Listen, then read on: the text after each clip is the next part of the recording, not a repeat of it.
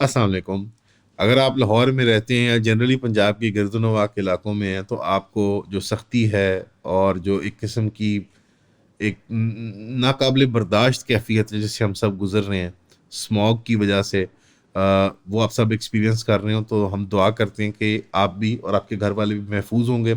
इसके लिए कुछ स्टेप्स ले लीजिएगा कि थोड़ा बाहर जाना बहाने बहाने से मत जाया करें। वॉक वगैरह करते थे तो घर के अंदर वॉक कर लें, और पार्क वगैरह जाना था आपके बच्चों के साथ तो वो आप घर में कोशिश करें कि खेल कूद कर लें बच्चों के साथ, और बाहर मास्क वगैरह पहन के जाने की कोशिश किया करें। एक अच्छी इन्वेस्टमेंट जो है वो ये एयर प्योरीफायर या एयर फिल्टर्स की जो होती है, वो जो आते हैं यूनिट्स, उसमें आप वो लोकल ख़रीदें या चाइनीज़ वाले, वो मेरा ख्याल है ज़्यादा उनके रेट भी माकूल हैं और उनके पुर्जे वगैरह भी चीप रिप्लेस हो जाते हैं, उनके वो एयर फिल्टर्स रिप्लेस होने होते हैं ना। तो ये चीज़ों का प्लीज़ ख्याल रख लें। और अगर अपने गिरदनवा के माहौल में आप लॉन्ग टर्म शजरकारी में हिस्सा डाल सकते हैं तो ज़रूर डालें। ये तो है आपके लिए, आवाम के लिए और हमारे लिए एक मैसेज के यार क्या करना है हमने। बाकी सवाल ये बनता है कि हमारी गवर्नमेंट पंजाब की, जो कि 90 से नून लीग मैनेज कर रही है, उसने क्या ऐसे नेगेटिव स्टेप्स लिए थे अनजाने में और जानते बूझते हुए। अनजाने में यहाँ पे कुछ ऐसी पॉलिसीज इख्तियार की गई पंजाब के अंदर, मिसाल के तौर पे सफ़ेदे के दरख्त और कोनो कार्पस जैसे दरख्त जो हैं, जो कि हमारी तो इन्वायरमेंट में भी एलियन है, यानी पंजाब के सूबे के लिए हमारे एंडेमिक जो ट्रीज़ हैं, जो यहीं के दरख्त हैं, उनमें शामिल नहीं है, या इंडिजिनस ट्रीज़ कहेंगे, उनमें शामिल नहीं है। दूसरा, जो सफ़ेदे का दरख्त है वो ग्राउंड वाटर बहुत सकअप करता है, और कोनोकार्पस टेक्निकली एक ट्री के तौर पे शुमार ही नहीं होता, उसको एक ग्रोइंग वीड के तौर पे शुमार किया जाता है। इन दो दरख्तों की बहुत इनको पजीरी हासिल थी 90s में और 2000s में हमारी पंजाब गवर्नमेंट के ख्वाह पे। नेशनल गवर्नमेंट पे भी आपने मोटरवे पे भी देखा होगा कि हमारी मोटरवे पे थ्रू आउट ही कोनोकार्पस और ये सॉरी सफ़ेदा लगा हुआ प्राइमरली। तो ये असल में एक शॉर्ट साइटेड पॉलिसी थी, बिकॉज ये दरख्त जल्दी उगते हैं, तेज़ ग्रो करते हैं। और मैं ये आर्ग्यू कर लेता हूँ चलो हुकूमत के फेवर में कि उस ज़माने में इतना पब्लिक नॉलेज नहीं था, साइंटिफिक उलूम तो मौजूद थे, सस्टेनेबल इन्वायरमेंट्स के बारे में, सस्टेनेबल एग्रीकल्चर के बारे में, अर्बन डेवलपमेंट और एक्सपेंशन के बारे में, ये सब चीज़ें मौजूद थी। लेकिन मैं कहूँगा पब्लिक इतनी अवेयरनेस नहीं थी, तो हमारे पॉलिटिशियंस जो हैं, फिर अगर पब्लिक अवेयरनेस नहीं है, अगर एक चीज़ ट्रेंडिंग नहीं है, अगर चीज़ एक मतलब उसका उसके कोई शॉर्ट टर्म इमीडिएट फ़वाइद नहीं है, यानी लोगों के हाँ उसकी मकबूलियत कोई नहीं है, तो फिर सियासतदान इन चीज़ों को कोई ध्यान नहीं देते हैं।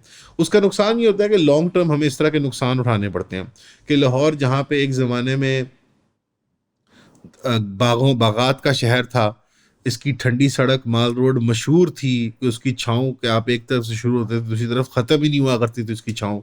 हमारी नहर बहुत मशहूर थी, छायेदार। अब अर्बन एक्सपेंशन के नाम में, अंडरपासेस रोड्स को एक्सपेंड करने के नाम में, और अर्बन इंफ्रास्ट्रक्चर क्रिएट करने के नाम में, नई से नई हाउसिंग स्कीम्स प्रोवाइड करने के नाम में, ये सब चीज़ें हुई हैं आज जिस पे हम नहज पे आ गए कि आज हमें सांस नहीं आ रहा है शहर के अंदर। अब इसमें पॉजिटिव्स भी हैं, नेगेटिव्स भी हैं। पॉजिटिव ये है कि ऑब्वियसली अर्बन डेवलपमेंट होनी चाहिए और अर्बन एक्सपेंशन होनी चाहिए, सड़कें चौड़ी होनी चाहिए, नई सड़कें बननी चाहिए, अंडरपास बनने चाहिए, लेकिन कुछ प्लानिंग के तहत। शहरों की कुछ लिमिट्स होती हैं। अनफॉर्चुनेटली पंजाब गवर्नमेंट्स ने हमारी सब्सिक्वेंटली जितनी भी आई हैं, इवन इसको आप काफली को इसमें आप शामिल कर लें, तो लाहौर को एक्सपैंड करने के इरादे बनाए हैं।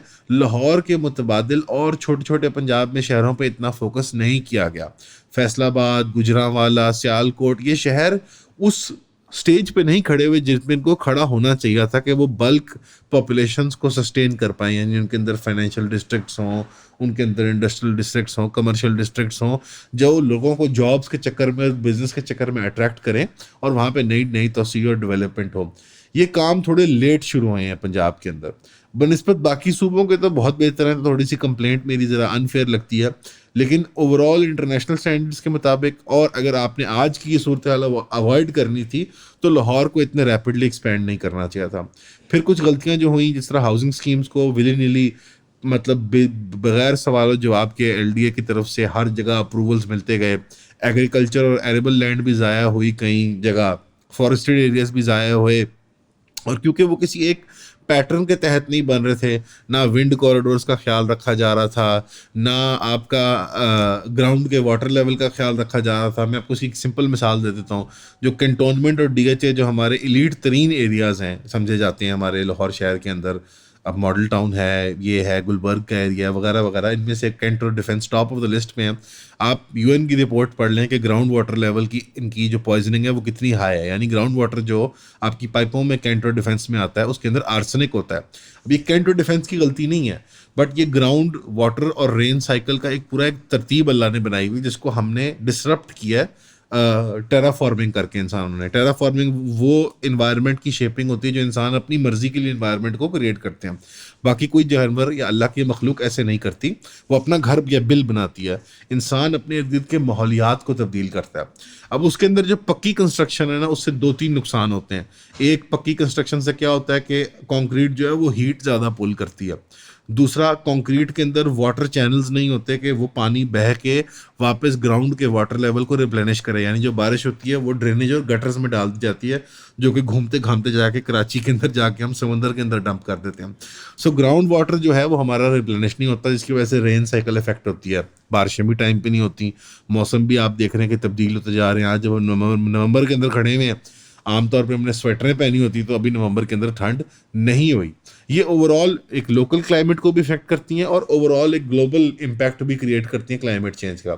ऑल्दो पाकिस्तान और साउथ एशिया और जनरली जो थर्ड वर्ल्ड कंट्रीज़ हैं वो इतना ज़्यादा नहीं कंट्रीब्यूट करती ग्लोबल वार्मिंग और क्लाइमेट चेंज को, लेकिन कोई ना कोई असर आता है। फिर पब्लिक ट्रांसपोर्टेशन का निज़ाम नहीं बना पाए पंजाब के अंदर हम, तो उसका नुकसान ये हुआ कि हमारे पुराने जो वैगनों का निज़ाम है, प्राइवेट टैक्सियों का, रिक्शों का, एक तो ट्रैफिक भी बहुत ज़्यादा होती है उनकी वजह से, यानी नंबर ऑफ़ कार्स जो फ्लीट में है या नंबर ऑफ़ व्हीकल्स जो एम्प्लॉय हुई हैं वो भी ज़्यादा है, और दूसरा रेगुलेशंस के स्टैंडर्ड्स घटिया हैं। तो आपको नज़र आता है अक्सर, आप थोड़े से ज़रा आप थोड़े मिडल इनकम एरियाज़ में जाएँ तो वैगनें माशाल्लाह 70s की चल रही होती हैं पुरानी, और चिंगचियाँ वगैरह और मुख्तलिफ रिक्शे वगैरह। तो उनकी इमिशंस का, यानी उनकी जो जो पीछे से कार्बन मोनोऑक्साइड वगैरह निकलता है उनकी एग्जॉस्ट से, वो भी ऐड करती है इन सारी चीज़ों के अंदर। और आपकी ओवरऑल ट्रैफिक की जो फ्लीट है रोड्स के ऊपर, वो मज़ीद एक्सपेंशन को डिमांड करती है रोड्स के ऊपर, यानी हर बंदे ने मोटरसाइकिल लेनी है, हर बंदे ने गाड़ी लेनी है, तो लिहाजा पब्लिक ट्रांसपोर्टेशन भी उतनी ही रहनी है आपकी, और ज़्यादा से ज़्यादा आपकी प्राइवेट कार भी चलनी है।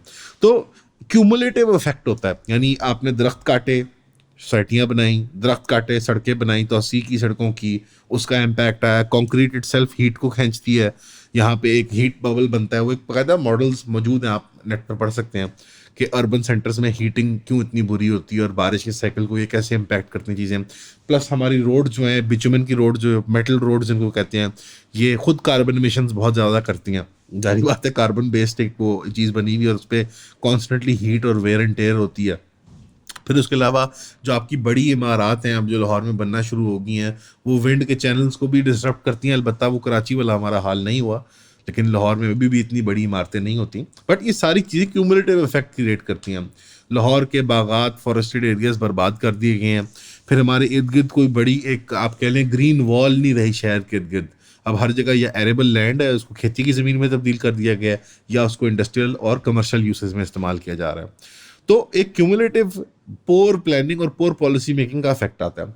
अब इसका तरीकाकार क्या है कि अवाम अगर हुकूमत को प्रेशर करेगी तो ही इसके रद्द अमल में वो लॉन्ग टर्म स्ट्रेटजीज इख्तियार की जाएंगी जो कि ज़रूरत है इसको सॉल्व करने के लिए। शॉर्ट टर्म में क्या होगा, ये बारिश करवा देंगे मसनूई। लास्ट टाइम को याद है कि मोहसिन नकवी साहब की गवर्नमेंट ने भी मसनूई बारिश करवाई थी। अब मसनूई बारिश क्या करती है कि जो पानी होता है ना, basically moisture content in the atmosphere, वो जो हैवी मेटल्स वगैरह होते हैं ना, ये जो हैवी कार्बन के इमिशंस होती हैं आसमान के अंदर, उनको वो ज़मीन के ऊपर ले आती है, यानी पानी के साथ वो नीचे आ जाती हैं, और फिर वो स्क्रबर्स के ज़रिए बेसिकली आपकी जो सफाई होती है शहर की, तो वो ड्रेनेज सिस्टम में आ जाता है। ये एक दो दिन का हल है।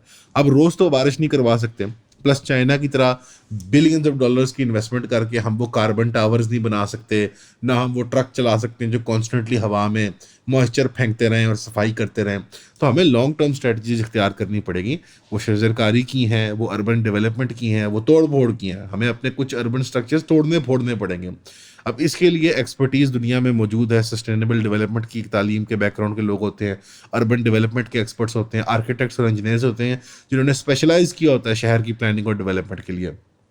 फिर ऑब्वियसली एग्रीकल्चर, फॉरेस्ट्री, इन लोगों के डिपार्टमेंट्स के जो लोग हैं, इस तरह के टेक्निकल लोगों को एम्प्लॉय करके एक मजबूत और प्रॉपर आप कह लें कि एक ऑल इनकम्पसिंग प्रोग्राम बनाना पड़ेगा। हमारी पॉलिसी मेकिंग इस तरह की शॉर्ट टर्म नहीं हो सकती कि फलाना हमारा जो सेठ है इसको यहाँ पे एलडीए का ठेका दे दो कि तुम फलानी चीज़ बना दो, यहाँ पे सीबीडी बना दो, इधर अंडरपास बना दो 4 लेन्स वाला। क्योंकि आपने एक इंक्रीजिंगली एक प्रॉब्लम देखी होगी एज अ शहरी बजाते खुद भी आपने देखी होगी कि जब अंडरपास बन भी जाता है 4 से 5, 5 से 6 लेन्स भी हो जाती हैं, तो ट्रैफिक की problem with in a few months फिर से खड़ी हो जाती है। इसका एक नाम है actually technical by the way. अस्सलाम वालेकुम। ईओन क्लिप्स का चैनल जो है वो डिमोनेटाइज हो चुका है और ये काफ़ी बड़ा धचका था हमारे लिए, बिकॉज ये प्लेटफॉर्म हमने बहुत कम टाइम में बहुत बड़ा बना लिया था अल्लाह के फजल से। पहले चैनल की तरह ये भी अब डिमोनेटाइज हो गया बिकॉज यूट्यूब को हमारी पैलेस्टाइन की कवरेज नहीं पसंद। अब हमें फिर दोबारा आपकी मदद दरकार है। आप ये 4 स्टेप्स में हमारी मदद कर सकते हैं। नंबर 1, जो आप वीडियो देख रहे हैं इसको आप अपनी स्टोरी में ऐड कर लें, जिस भी प्लेटफॉर्म को आप इस्तेमाल करें, इंस्टाग्राम, टिकटॉक वगैरह। नंबर 2, ट्विटर के ऊपर जाके आप हमारे ट्वीट को कोट ट्वीट करें और उसके अंदर आप मुख्तलिफ इदारों, अफराद जिनको आपको लगता है इन्फ्लुएंसर जो अहम है उनको टैग करें। नंबर 3, हमारे नए यूट्यूब चैनल जो ईओन क्लिप्स के मुतबादल चैनल आएगा ईओन अपडेट्स, उसको सब्सक्राइब कर लें, उसकी भी आपको डिटेल यहाँ दे देते हैं हम। और नंबर 4, जो सबसे इंपॉर्टेंट है, कि आप हमें फाइनेंशियली सपोर्ट करें। और हम आपसे कोई चंदा नहीं मांग रहे, हम कह रहे हैं कि आप जो हमारे प्रोडक्ट्स हैं, जो हम सर्विसेज दे रहे हैं ऑनलाइन, वो आप लें सब्सक्रिप्शन मॉडल के तहत। उसके अंदर हमने एक नया पैकेज भी इंट्रोड्यूस किया है कि आप 1 साल की सब्सक्रिप्शन इकट्ठे ले लेंगे तो हमें लमसम पेमेंट से फायदा हो जाएगा और आपको डिस्काउंट मिल जाएगा, क्योंकि अब हमारा मेजोरिटी कंटेंट मोस्ट लाइकली आने वाले दिनों में पेड वॉल के पीछे ही होगा और उसके अंदर और पर्क्स भी मिलते हैं, जूम सेशंस वगैरह। लुबिलबाब ये है कि अगर आप चाहते हैं कि हम ये काम करते रहें और आपको पसंद है ये काम, तो हमें सपोर्ट करें फाइनेंशियली एंड अदरवाइज। और ये हमारी वेबसाइट है, उसकी डिटेल्स सारी मौजूद हैं। अगर आपको कोई सवाल आता है तो हमें कमेंट्स में बताएं, इंस्टाग्राम पे इनबॉक्स कर लें, हमें ईमेल कर लें या वेबसाइट पे दिए गए नंबर पर रब्ता कर लें। आपके ताउन का बहुत शुक्रिया। इसको ब्राइसेस पैराडॉक्स कहते हैं और ये बेसिकली एक साइंसदान की एक इजाद थी, उसने ट्रैफिक को ऑब्जर्व किया था और उसमें एक लंबी आर्ग्यूमेंट है कि क्यों ये होता है। बट एवरी टाइम आप एक नई रोड ऐड करते हैं, यानी एक जैसे 2 लेन हाईवे और उसके अंदर आप 3rd लेन ऐड कर देते हैं, तो इंडिविजुअल रनिंग टाइम जो है वो बढ़ जाता है। बिकॉज इंडिविजुअल डिसीजन मेकिंग जो होती है ड्राइवर्स की, वो ये होती है कि वो हर बंदा शॉर्टेस्ट पॉसिबल ऑप्टिमल राउट चाह रहा होता है, यानी कि जिसके जरिए वो अपने सड़क पे अपने वो पाथ को इख्तियार कर ले। उसमें क्या होता है, क्योंकि हर बंदा ये इंडिविजुअल डिसीजन मेक कर रहा होता है, तो आप हर बंदे का इंडिविजुअल वो टाइम बढ़ा देते हैं ऑफ ट्रैवल। अगेन ये इसकी तफसील अगर आप पढ़ना चाहें तो आप ब्राइसेस पैराडॉक्स को जाके पढ़िएगा। बट ट्रैफिक का सोल्यूशन और सड़कें ऐड करना नहीं होता, एक शहर को एक्सपैंड करना हल नहीं होता अपनी पंजाब में पॉलिटिक्स को पावरफुल करने के लिए। एक लाहौर में आप हब बना लें, और क्योंकि प्रैक्टिकली शहबाज शरीफ साहब जो आज पीएम है वो प्रैक्टिकली सीएम लाहौर हुआ करते थे, बिकॉज लाहौर उनका बेबी होता था और उसी को वो सारा वक्त चूमते चाटते रहते थे और कभी कोई सड़क और कभी कोई चीज़ ठीक करते रहते थे। सो अगेन ये पॉइंट ये नहीं है कि इनकी ही गलती है इंडिविजुअली, ये हमारा एक कलेक्टिव फेलियर था। बिकॉज हमारे पॉलिटिशियंस और जनरली पॉलिटिशियंस दुनिया के अंदर वही काम करते हैं जिसके शॉर्ट टर्म इमीडिएट बेनिफिट्स होते हैं in terms of voter bank को सिक्योर करना और पॉपुलेशन को खुश करना। अब आप खुद बताएं कि हमारे यहाँ जो मैार है ऑफ क्वालिटी ऑफ लिविंग वो इसी नज़र से देखा जाता है कि सड़कें बन रही हैं, यार एक भी अंडरपास नहीं बनाया, यार बुजदार बड़ा पैड़ा सी, उन्हें एक भी काम नहीं कराया सी। वो और बात है कि बुजदार वाकई में बहुत पैड़ा था, लेकिन उसका ये correlation between the creation of new roads and underpasses और बुजदार के पैड़ेपन, ये अप्रोप्रिएट नहीं है मेरे ख्याल में। ज़्यादा अप्रोप्रिएट है उसकी जो मिसमैनेजमेंट और इनएफिशिएंसीज और ओवरऑल इनकॉम्पिटेंस थी। बट उसके बावजूद आई हैव टू से the guy was adorable and I think everybody loves Buzdar because he was the cutest chief minister of Punjab. ये ठीक है ना? बहुत क्यूट था यार वो। नवाज शरीफ से ज्यादा, हाँ थोड़ा ज्यादा सादा था। और इन डिफेंस ऑफ बुजदार में कहना चाहूंगा सादा था यार, उसको उसको रहने दो, माफी है, घर का सादा था। वो इनकॉम्पिटेंट था फॉर अदर रीजंस। बट हमारी जो इक्वेशन है with urban development as the sign of prosperity, ये हमें अपनी साइकी को चैलेंज करना पड़ेगा। हमारे बड़ों ने जो एक साइकी इनकलकेट की थी हमारे अंदर, आज हम उसका खट्टा फल, कड़वा फल क्या कहेंगे, या धुएंधार फल जो है वो आज हम खा रहे हैं अनफॉर्चुनेटली। अब कितने लोगों में ये एम्फीसीमा ब्रोंकाइटिस पे रुक जाएगा, कितने लोगों में सिर्फ ये कॉमन कोल्ड और गला खराब में रुकेगा, और कितने लोगों में ये कैंसर्स बनेंगे, वी कैन नॉट से। यही हैवी मेटल पॉइजनिंग जो है कैंसर्स कॉज करती है। अब क्योंकि ये रेस्पिरेटरी ट्रैक्ट से आ रहा है तो प्रॉबेबली लंग्स को डैमेज करेगा हमारी आवाम की। आपके यहाँ छोटे बेबीज़ हैं, बच्चे हैं, तो यकीनन आपको पता है कि कितनों को ज़ुकाम हो रहा है, नेबुलाइज किया जाता है घरों में बच्चों को। हर घर में शाम को वो पतीले लग के स्टीमें तैयार हो रही हैं, कोई उसमें मिंट डाल रहे हैं, कोई विक्स डाल रहे हैं, कोई कुछ कर रहे हैं। लोग गर्म शावर ले रहे हैं ताकि वो भाप आए उनको, तो वो उसको वो निकालें, वो जो सुबह सुबह जो बलगम निकल आते हैं और फ्लेम इकट्ठी हो जाती है लंग्स के अंदर। तो ये सब सॉल्यूशंस नहीं है मास्क पहन के घूमना और घरों में एयर प्योरीफायर लगाने का। आप ज़्यादा अमीर हैं, ज़्यादा एयर प्योरीफायर लगा लेंगे लॉन्ग टर्म। यानी उस दिन मैंने एक सीन देखा एम आलम पे, एक नई BMW है, वो मेरे ख्याल 15-16 करोड़ की है, बहुत खूबसूरत है, टू टोन पेंट में आती है, यानी उसके ऊपर एक मेटेलिक फिनिश होता है और नीचे एक डार्कर कलर होता है। ऊपर वो गोल्ड क्रीम कलर की थी और नीचे वो मरून वायलेट कलर की, यानी बहुत ही खूबसूरत लग रही थी वो।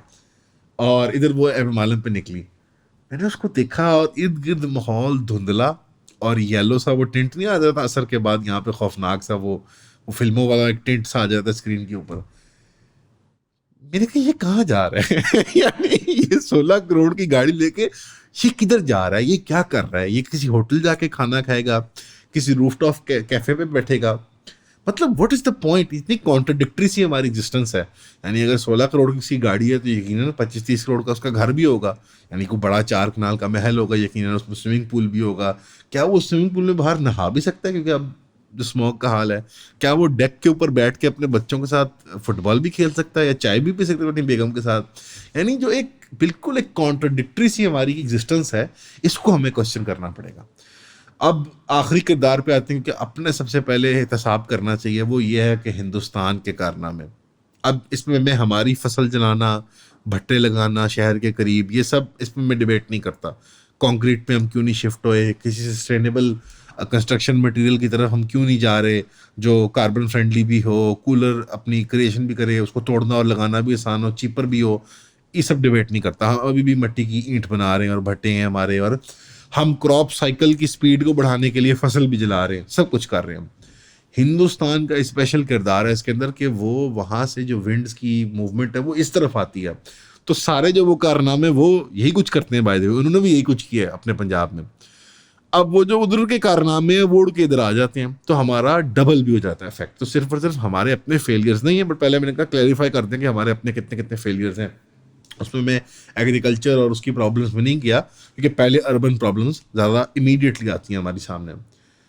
तो वहाँ दिवाली हो या होली हो या पटाखे फाड़ें या शुरलियाँ उड़ाएं, वो धुआं यहीं आना है। तो इसके लिए डिप्लोमेटिक प्रेशर बहुत ज़रूरी है। और चढ़ते पंजाब और लहंदे पंजाब, यानी ईस्ट पंजाब वेस्ट पंजाब के अंदर हम एक ट्विन सूबे हैं, ट्विन सिटीज़ हैं, जैसे अमृतसर है, लाहौर है, दिल्ली है, लाहौर है। We should have a relationship इतना कॉन्फिडेंट कि हमें उनकी लोकल गवर्नमेंट से भी बात करनी चाहिए कि हम कोलेक्टिवली कैसे इसको रिजॉल्व कर सकते हैं।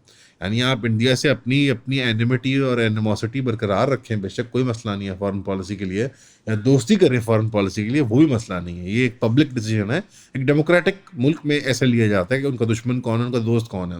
लेकिन बहैसियत पड़ोसी आप कुछ बुनियादी इंसानी बातों के ऊपर इत्तेफाक कर सकते हैं। वो भी सफ़र कर रहे हैं, यानी हम थोड़ा कम सफ़र कर रहे हो, ज़्यादा सफ़र कर रहे होंगे क्योंकि विंड्स की फ़्लो यहाँ पे है, बट इंसान वहाँ भी हैं जो यहाँ पे हैं। तो जो क्लाइमेट के मसाइल हैं, पानी के मसाइल हैं, ये चीज़ें तो इंसानों के दरमियान मुश्तरका हैं। चाहे आपके किसी मुल्क के साथ इवन जंग की हालत हो, तो इन बुनियादी चीज़ों का तकाजा रखना चाहिए और उनके साथ कोऑपरेट करके और कोऑर्डिनेट करके। मिसाल के तौर पे एक और ये एनवायरमेंटल आपको प्रॉब्लम बताता हूँ। उनके यहाँ नील गाय वगैरह जो हैं, जो यहाँ की एंडेमिक पंजाब के और यहाँ के जानवर हैं, वो वहाँ पे पेस्ट हैं और यहाँ पे उनकी पॉपुलेशन बहुत कम हो गया। तो प्रेजर्वेशन के लिए हमें क्रॉस पॉलिनेशन करनी चाहिए। यानी यहाँ कोई पॉपुलेशन जिस तरह कम हो गई है ओवर यूज़ की वजह से, हंटिंग की वजह से, या over expansion of urban areas की वजह से, तो उनकी पॉपुलेशन हमें यहाँ भी इंट्रोड्यूस करनी चाहिए। इस तरह के डिप्लोमेटिक एफर्ट्स जो हैं वो लॉन्ग टर्म ना सिर्फ फ़ायदा देते हैं कि आपकी जो ज़ाती यूटिलिटरी आपकी बेनिफिट होगा ना, कि माहौलियात बेहतर हो जाएंगी, शेयरकारी का निज़ाम चल पड़ेगा, हम शेयर करेंगे अपने डेटा को, वहाँ कोई स्पीशीज़ के ऊपर काम हो रहा है उनकी प्रिजर्वेशन के लिए, तो हमें उनका डेटा हेल्प कर देगा, and so on and so fourth.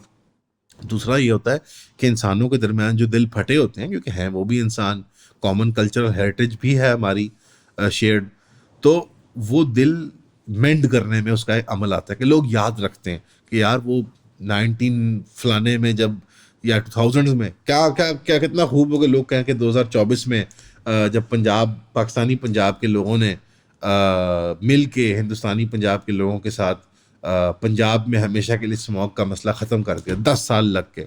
ये एक हिस्टोरिकल इवेंट भी बन सकता है। तो इसमें मेरे ख्याल में अक्रॉस द बॉर्डर भी कम्युनिकेशन की ज़रूरत है, और प्रेशर भी डालें और एक फ्रेंडली हैंड भी रेज करें कि यार आप लोगों को भी मसला आ रहा है, लेकिन आप लोग की ज़्यादा प्रॉब्लम हमारी तरफ आती है, तो let's resolve this peacefully as neighbours, as adults, as any two mature nations would. तो ये सारा स्मॉग का मसला है। बाकी अम, जो टेम्पोरेरी ट्री प्लांटिंग टाइप हम ड्राइव्स करते हैं दोस्तों यारों में मिलके, प्यार करने वाले कोई चैरिटी ऑर्गेनाइजेशन, ये इसका हल नहीं है। एक्चुअल टॉप डाउन एलडीए, सारे प्रॉपर्टी डेवलपर्स, एग्रीकल्चरल बड़े लैंडलॉर्ड्स, बड़े industrial players, chambers of commerce, और सारे टेक्निकल एक्सपर्ट्स जो इस फील्ड के हैं, एग्रीकल्चर वगैरह मैंने पहले मेंशन की थी, इनको हुकूमत को एक पेज पे करके एक टॉप डाउन पॉलिसी बनानी पड़ेगी। होता क्या है कि हम सब भी अनफॉर्चुनेटली एक शॉर्ट टर्म मेमोरी लॉस का शिकार होते हैं। सर्दियां आती हैं, हम स्मॉग का रोना पीटते हैं, जिस तरह मैं पीट रहा हूँ क्योंकि मुझे भी खांसी हो रही है, लेकिन जैसी सर्दियां जाती हैं तो हम भी भूल जाते हैं, तो हमारी हुकूमत भी भूल जाती है। रात गई तो बात की वाला मामला होता है।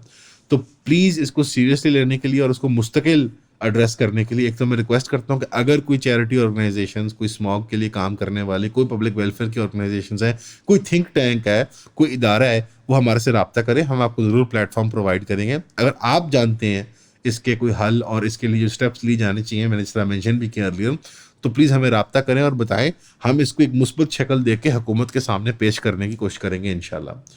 बाकी आपको देखने का बहुत शुक्रिया। अपने अपने घर वालों का ख्याल रखें। स्मॉग से बहुत डायर सूरत हाल है, बहुत सीरियस अमराज क्रिएट हो जाते हैं। प्लीज़ अपने रूटीन्स को थोड़ा सा चेंज करें और लॉन्ग टर्म इसकी प्लानिंग करें। शहर छोड़ देना काफ़ी नहीं है, छुट्टी पे चले जाना काफ़ी नहीं है अगर आप अफोर्ड कर सकते हैं, और वर्क फ्रॉम होम कर लेना काफ़ी नहीं है। हमने इसी शहर में रहना है, इसी मुल्क में रहना है। तो अगर आज यहाँ पे ख़राबी है तो पूरी दुनिया में और मुल्क में फैल जाएगी ये ख़राबी आस्ता आस्ता आस्ता। तो हमने रिक्लेम करना है अपनी सॉइल को, हमने अपनी एग्रीकल्चर को री इमेजिन करना है, अपनी अर्बन एक्सपेंशन और डेवलपमेंट को री इमेजिन करना है और out of the box solutions निकालने हैं इसके लिए, और अपनी रिलेशनशिप ओवरऑल विद नेचर को री इमेजिन करना है। हमने ऐसी प्लानट के ऊपर रहना है, ऐसी शहर के अंदर, ऐसी मुल्क के अंदर इंशाल्लाह। तो हमें अपने नबवी प्रिंसिपल्स के ऊपर, जिस तरह इस्लाम प्रिजर्वेशन की बात करता है नेचर की, और जदीद साइंस की तालीमात के तहत हमें उस तरह से अपनी अर्बन डेवलपमेंट और एग्रीकल्चरल प्लानिंग और इंडस्ट्रियल प्लानिंग को करना चाहिए। तो इसमें कोई लेफ़्ट राइट, कोई पीटीआई नून लीग नहीं होना चाहिए। जो मर्जी हुकूमत हो उसके हाथ आप मजबूत करें। ये बहुत बड़ा काम है, ये सदका जारिया है, ये क़यामत तक चलने वाला है। सैयदना आयशा रज़ियल्लाहु अन्हा से जब पूछा गया कि अगर क़यामत आप पर आ जाए, नबी करीम से जब उनसे गुफ्तगू हो रही, हदीस रवायत मशहूर है, तो और आप दरख्त लगा रहे हो तो दरख्त लगाते रहिएगा। तो दरख्त एक ऐसा लॉन्ग टर्म अमल है कि उसके असर बहुत दूर तक जाते हैं। हालांकि क़यामत, और दूसरी जिसमें सबक है वो ये कि हालांकि क़यामत कल सर पे खड़ी हुई है, आप भलाई का काम, आप इनेविटेबिलिटी से नहीं आपने डरना कि यार हुकूमत नहीं सुनती तो मेरे मोहल्ले वाले नहीं, तो पीएचए वालों से कैसे बात करूं, तो मैं कहाँ दरख्त लगाऊंगा, तो हम कैसे कर सकते हैं। आपने उससे नहीं घबराना। आपने अच्छे काम में, मुस्बत काम में, ख़ास तौर पर शजरकारी जैसा काम है उसमें अपना हाथ बटाना है। तो इस तरह की ड्राइव से हम रब्ता करने की कोशिश करेंगे इंशाअल्लाह ताला, और इसी चैनल के और चैनल्स के ज़रिए आपको इंट्रोड्यूस करते रहेंगे।